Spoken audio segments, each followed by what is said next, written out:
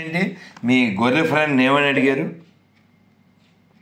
Friends Christians కదా, కొంతమంది ఉన్నారు. వాళ్ళని ఏం అడిగానంటే, మీకు పునర్జన్మలు అనేది మీ మతంలో ఉన్నాయా అని అడిగాను. లేదు, మా మతాచారం ప్రకారం పునర్జన్మ అనేది లేదు, మనిషికి ఉన్నది ఒకటే జన్మ. సరే, అయితే మనకు భగవంతుడు అంటే ఈ ప్రాణుల్ని సృష్టించిందంతా, మానవుల్ని సృష్టించిందంతా భగవంతుడే అని నమ్ముతున్నారా అంటే అవును. మరి అలాంటప్పుడు కొంతమందిని సాఫిస్టికేటెడ్ లొకేషన్స్ అంటే యుఎస్, యూకే, లేకపోతే ఆస్ట్రేలియా, ఒక రకంగా చెప్పాలంటే ఇండియా అంటే పాకిస్తాన్ లో పుట్టినందుకు ఇండియా బెటరే కదా. సో అలాంటి ప్లేసుల్లో ఎందుకు పుట్టిస్తారు? కొంతమందికి ఇంకా ఉన్నతమైన అవకాశాలు అంటే ఇప్పుడు అంబానీనో, బిల్ గేట్స్, లేకపోతే ఇంకొకళ్ళు అంత రిచ్ గా ఉన్నారు. ఇంకొంతమంది తినడానికి ఆహారం లేకుండా సోమాలియా ప్లేసుల్లో పుడుతున్నారు. ఇంకొంతమందికి అవయవాలు లేవు, కొంతమంది గుడ్డివాళ్ళుగా పుడతారు, కొంతమంది కుంటివాళ్ళుగా పుడతారు, చేతులు లేకుండా పుడతారు, ఎన్నో జబ్బులతో పుడతారు, చిన్నప్పుడే చచ్చిపోతారు. ఎందుకు జరుగుతుంది? అంతా భగవంతుడి సృష్టి అయినప్పుడు అందరినీ సమానంగా చూడాలి కదా, ఇన్ని భేదాలు ఎందుకు వచ్చాయి అని చెప్పి అడిగాను అనమాట. అడిగితే ఈ డైరెక్షన్ లో ఎప్పుడు ఆలోచించలేదు నేను, మా పాస్టర్ కనుక్కొని చెప్తాను నేను అని చెప్పని అన్నారు. దాని తర్వాత ఇప్పటికి 4-5 ఏళ్ళు అయిపోయింది అది ఆ మాట వచ్చి. ఇంకా ఆ టాపిక్ ఇంకెప్పుడు రాలేదు. మీకు జోక్ చెప్పనా? పునర్జన్మ సిద్ధాంతం అని వాళ్ళు నమ్ముతుంటే నేను అడిగిన క్వశ్చన్ కి సమాధానం లేదు. అందరూ భగవంతుడి పిల్లలే కదా, ఏ కర్మ చేత మనం ఇలా పుడుతున్నాము? కర్మ అనే పదం వాడకూడదుగా సార్, కర్మ అనే పదం వాడకూడదుగా సార్. మీరు దాన్ని అప్పుడప్పుడు ఎల్లో బైబిల్ అంటుంటాను sir. L for no logic. So విషయం ఏంటంటే, నేను స్టేట్మెంట్ ఇచ్చాను, దానికి బాగా హట్ అయిపోయి గొర్రెలు ఏదో వీడియోలు చేసాయి. ఏంటి ఆ స్టేట్మెంట్ అంటే, హిందూ మన దేవాలయాల దగ్గర ఏ గొర్రెలు అయితే ఇతర మతస్థులు ఎవరైనా పని చేసినా, అక్కడ పండ్లు గిండ్లు అమ్మినా వాళ్ళ దేవుడు చవటాన్ని ఒప్పుకున్నట్టే. అవును, మీరు మీ వీడియోలు చాలా చూశాను. అలాగా వేరే మతస్థులు హిందూ టెంపుల్స్ దగ్గర పూలు అమ్మటము, లేకపోతే ఇంకోటి అమ్మటం, జాబ్ చేయడం వీడియోస్. అంటే ఏంటి? They are depend on our god for to get food. So వాళ్ళ దేవుడు వాళ్ళ కూడు పెట్టలేని చవట కాబట్టి కదా మన గుడి దగ్గర పంపించాడు. So desert religion don't have any god. In the name of god the ఎడారి మతాలు డూయింగ్ ఫ్రాడ్. అందుకని రాధమన్న వేస్తున్నాడు rod. Totally they are mad. That's very sad. కాబట్టి నీతి లేని వాళ్ళే అందులో ఉండగలరు. నీతి ఉంటే కుదరదు. ఇది ఈ సిద్ధాంతం అంటే వాళ్ళకి చెప్తే, చూడు భగవంతుడు మనకి ఏ జన్మ ఇవ్వాలి, నెక్స్ట్ జన్మ అనేది చాగంటి గారు చెప్తారు కదా, భగవంతుడికి నెక్స్ట్ జన్మలో మనం ఏం కావాలి అనుకునేది ఇచ్చే అధికారం భగవంతుడికి కూడా లేదు. ఆఖరికి మనం ఏం కావాలనుకునేది మనం చేసిన పాపాలు, పాపకర్మలు అవే మనకి ఏ గతిలోకి తీసుకెళ్ళాలి అని చెప్పి చేస్తాయి అని చెప్పి చెప్తే, వెరీ ఇంట్రెస్టింగ్ అది అంటే. కాదు సార్, దీన్ని ఒక్క వర్డ్లో చెప్పనా, ఒక లైన్లో, కర్మనా దైవ నేత్రేనా అంటే కృష్ణుడు భగవద్గీతలో ఏం చెప్తాడంటే, మయా దక్షేణ ప్రకృతి సూయతే సచరాచరాం హేతునానేన కౌంతేయ జగద్వీపరివర్తతే. ఈ జగత్తంతా నా అధ్యక్షతలోనే, ఈ ప్రకృతి అంతా నా అధ్యక్షతలోనే నడుస్తుంది అంటాడు. అదే కృష్ణుడు నీకు వచ్చే జన్మ వస్తే దానికి నాకు సంబంధం లేదు అంటాడు. ఇప్పుడు జైల్లో ఒక పిక్ ప్యాకెటర్ని జైల్లో పెట్టారు, ఓ రేపిస్ట్ని జైల్లో పెట్టారు. ప్రతి దాంట్లోనూ సీఎంఓ పిఎం వచ్చాడా ఏంటి? నాడుగా సిస్టమ్ అలా వర్క్ చేద్ది, అవునా? అలా భగవంతుడి యొక్క సిస్టమ్ వర్క్ చేస్తూ ఉంటుంది. ఆ సిస్టమ్ ఏంటంటే, ఎవడైతే కర్మ చేస్తారో ఆ కర్మ ప్రకారంగా జన్మ వస్తుంది. దాన్ని కూడా చెప్పాడు భగవద్గీతలో 8వ అధ్యాయంలో 6వ శ్లోకంలో, యం వాపి స్మరన్ భావం తజత్యంతే కలేవరం తం తమేవేతి కౌంతేయ సదా తద్భావ భావిత. సో కాబట్టి మీరు లాజిక్ అడగకూడదు సార్. ఉదాహరణకి ఇందాక ఒక వీడియో చూశాను, అతని పేరు మణికంఠ స్వామి. ఏం పేరు? మణికంఠ స్వామి. అంటే ఎవరికి పుట్టాడు? రాధమనోహర్ భాషలో చెప్పండి, అందంగా చెప్పండి. మనకే పుట్టాడు. జాన్ పాల్ అని ఏదో పేరు పెట్టుకున్నాడు, అదే ఆటో మీద ఆడి అని రాసుకున్నాడు. అయిపోద్దాడా?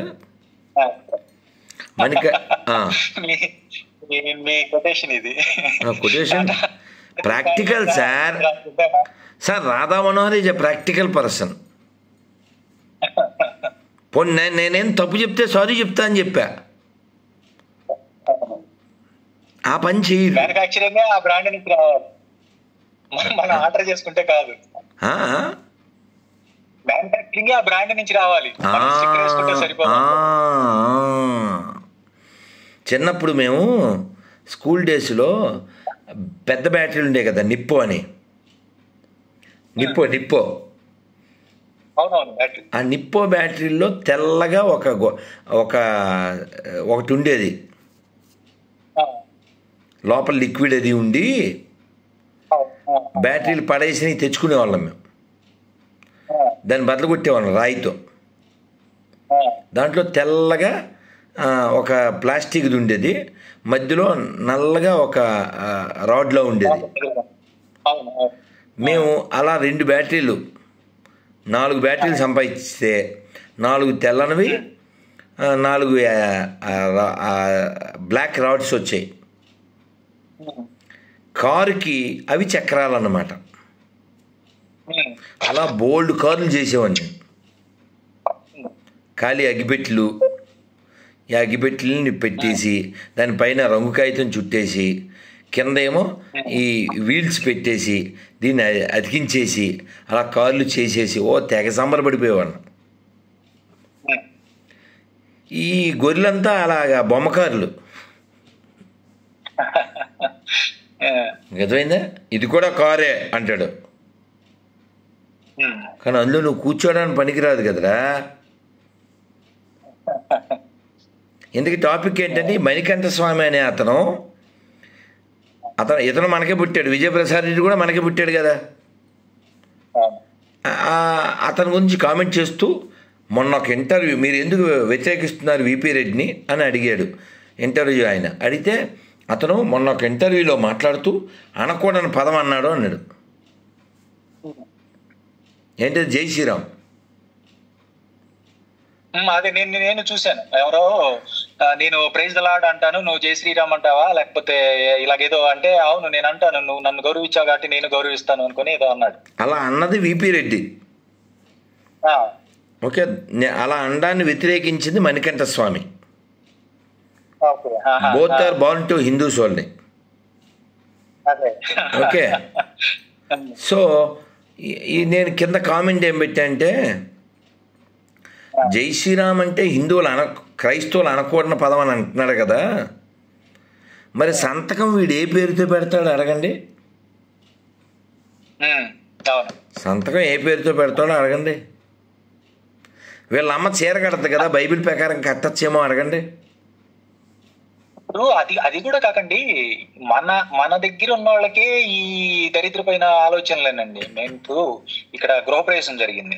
ఒక ఆమె వైనీప్ అని చెప్పి క్రిస్టియన్ ఆమె వచ్చింది నీట్ గా ప్రసాదం తీసుకునింది, సత్యనారాయణ స్వామి వ్రతం ప్రసాదం తీసుకునింది, బొట్టు పెట్టించుకొని ఫోటోలు దిగి సంబరపడిపోయింది. ఆమె ఆల్ మై రిలేటివ్స్ అని చెప్పింది.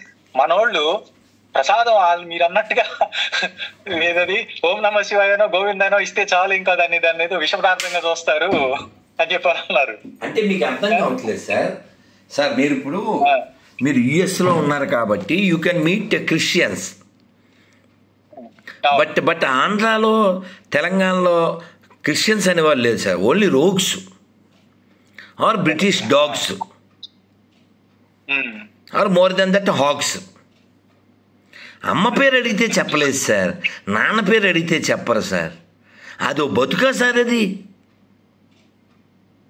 అమ్మ ముఖ్యం కాదు, నాన్న ముఖ్యం కదా, మరి 2 చెక్కల మీద ఎండిపోయిన శవం ముఖ్యం ఏంట్రా? మన ఎలలో బైబిల్ అదన్నమాట.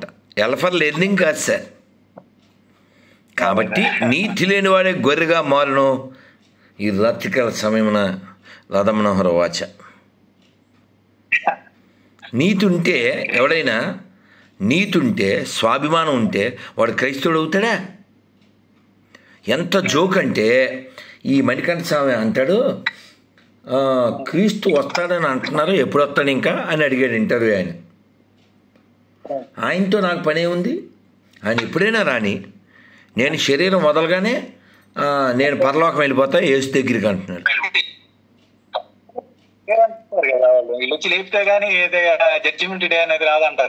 అంటే వాళ్ళకి నేను ఎప్పుడూ చెప్పాను sir, no clarity, no purity, no surety, no reality, no humanity. How stupidity this fellow speaks about spirituality. ఏమంటే రాముణ్ణి నమ్మి త్యాగరాజ స్వామి వారు రాముణ్ణి నమ్మి మా రామదాసు గారు ఆయన్ని చేరుకున్నారు. మరి యేసుని నమ్మి ఎవడైనా యేసుని చేరుకున్నాడా? కాబట్టి ఓన్లీ బుద్ధిహీనులు, మూర్ఖులు, అజ్ఞానులకు మాత్రమే Bible sir, not for a wise man. అందుకనే ప్రపంచంలో అత్యధికంగా వదిలేస్తున్న దరిద్రమైన పుస్తకం అదే. అవును, ఇన్ని మాటలు ఎందుకు sir? You are from US, now you are in US. చెప్పండి, ఎన్ని యూనివర్సిటీస్లో బైబిల్ బోధిస్తున్నారు, ఎన్ని యూనివర్సిటీల్లో ఖురాన్ బోధిస్తున్నారు, మ్యాండేటరీ ఎన్ని యూనివర్సిటీల్లో భగవద్గీత బోధిస్తున్నారు? Tell me.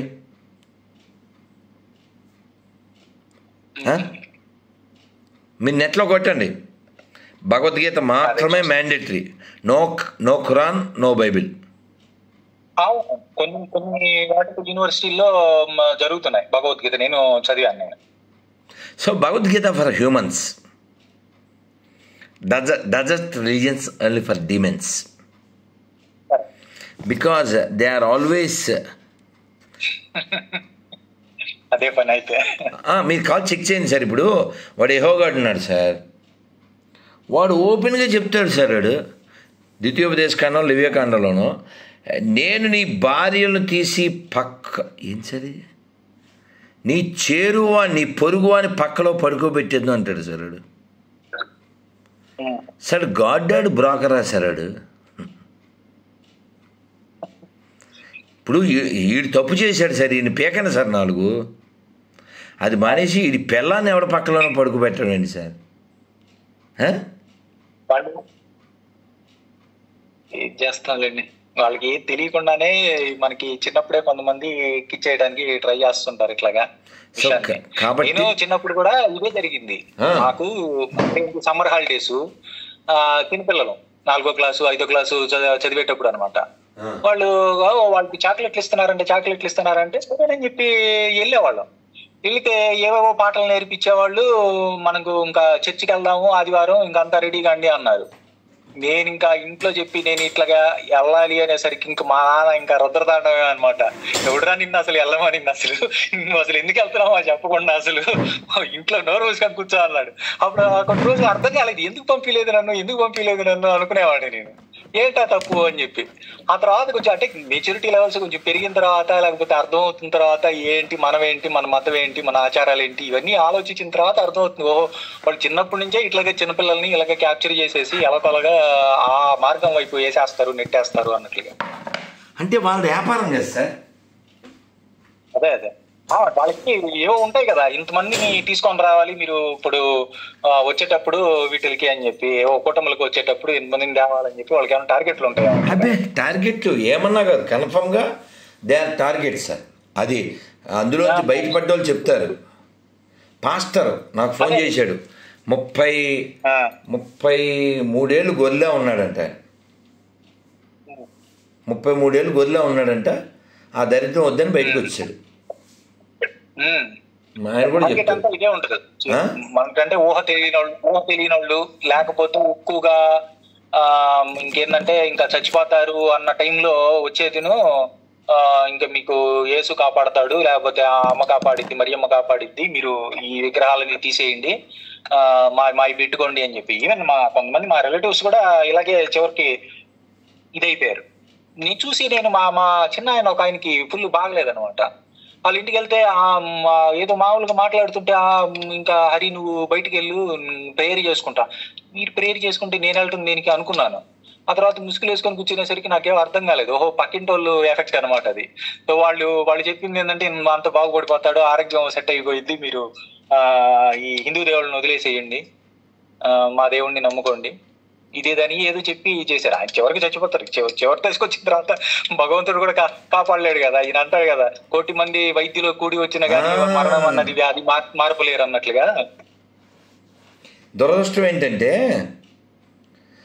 నేను పోయిన గవర్నమెంట్లో చెప్పాను సీఎంకి, సార్ ఇంకా రాష్ట్రంలో ఆంధ్రప్రదేశ్లో ఎవడ ఎంబీబీఎస్ చదవకూడదు సార్, వాళ్ళంత పెట్టుబడి డబ్బులు వేస్ట్,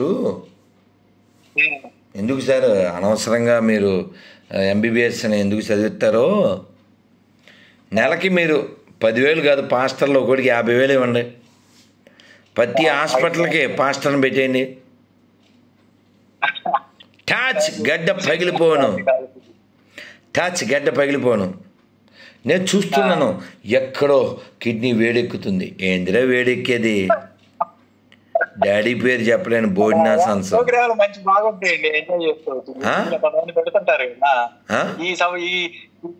ఈ సభలో ఎవరో ఉన్నారు కిడ్నీ వ్యాధితో బాధపడుతున్నారు, లేకపోతే కాళ్ళ నొప్పులతో బాధపడుతున్నారు, వాళ్ళు ముందుకు రండి అంటే చక్కచక్క వచ్చేస్తారు అనమాట.